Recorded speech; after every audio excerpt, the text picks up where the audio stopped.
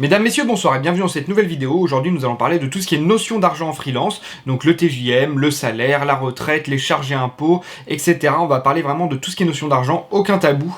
Et d'ailleurs, cette vidéo est en partenariat avec Caravel, qui propose des plans d'épargne retraite afin de maximiser les revenus pour sa retraite en tant que freelance. On y reviendra quand on parlera du volet retraite de cette vidéo.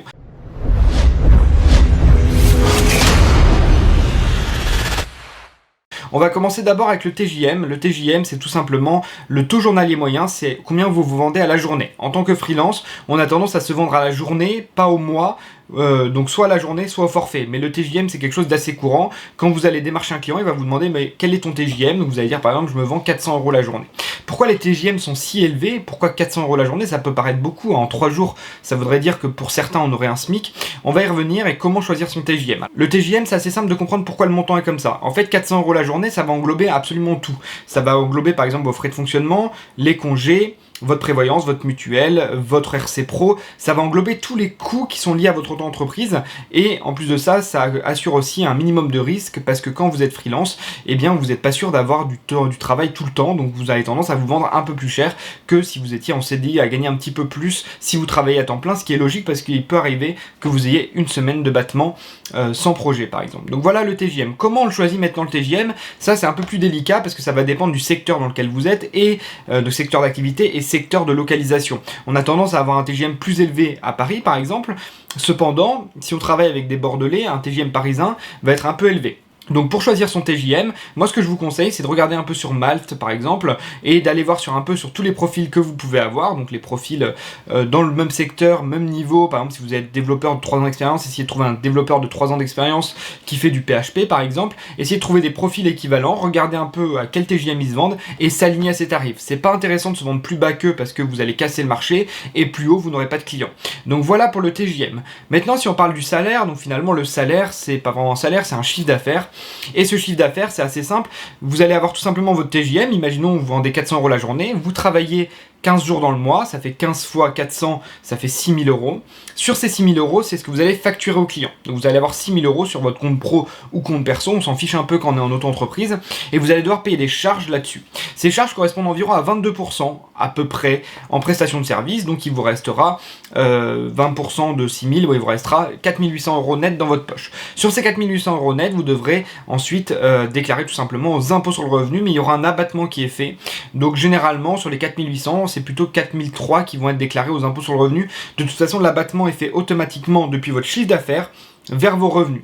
Et ensuite, vous allez payer les impôts sur le revenu. Donc au niveau des impôts, voilà, ce qu'on peut dire, c'est que on a les charges sociales d'URSSAF qui correspondent à environ à 22%, on a le CFE qui est un autre impôt qui correspond à un pourcentage de l'année précédente de votre chiffre d'affaires, et donc qui va permettre de nourrir les caisses de l'URSSAF, et on va avoir également l'impôt sur le revenu qui lui va être un peu comme tous les Français, sauf que vous allez devoir mettre votre taux de prélèvement à la source directement vous-même sur les impôts sur impôts.gouv, parce que si vous ne mettez pas votre taux de prélèvement à la source, vous aurez tout simplement une grosse facture à régler. Si vous avez beaucoup d'impôts à payer en mai, vous aurez une grosse facture à régler en mai.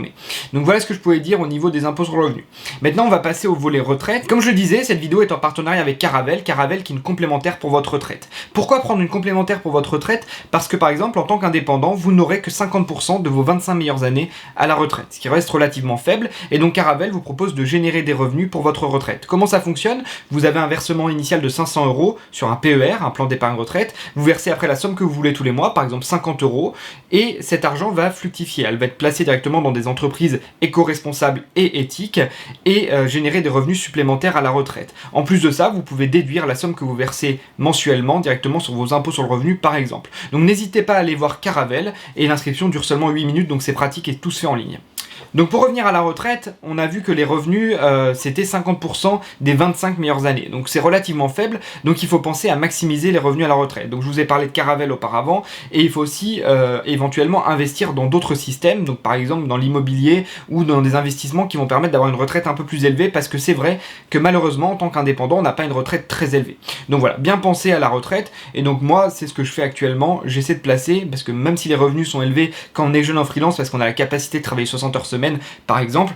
C'est pas dit que ça continue comme ça dans l'avenir et il faut sécuriser tout ça. Et il faut bien également bien faire ses déclarations auprès de l'URSSAF parce que les déclarations, certes, ça vous coûte de l'argent, mais ça permet de sécuriser votre retraite plus tard. Donc je pense qu'on a fait le tour au niveau de tout ce qui est revenus et argent. On a parlé de la retraite, on a parlé du TJM, comment le choisir, comment ça fonctionnait. On a parlé également du salaire, hein, comment ça fonctionnait le chiffre d'affaires, les charges. Et du coup, via le salaire, on a parlé des impôts et taxes, donc le CFE, les charges sociales à l'URSSAF et également les impôts sur le revenu. Donc tout ça, c'est les charges qu'on a en auto-entrepreneur. Évidemment, ça ne concerne pas les sociétés. Cette vidéo était vraiment dédiée à tout ce qui est auto-entrepreneur et freelance. Donc voilà, j'espère que ça vous a plu. C'était Keep Dev. N'hésitez pas à vous abonner. Ciao!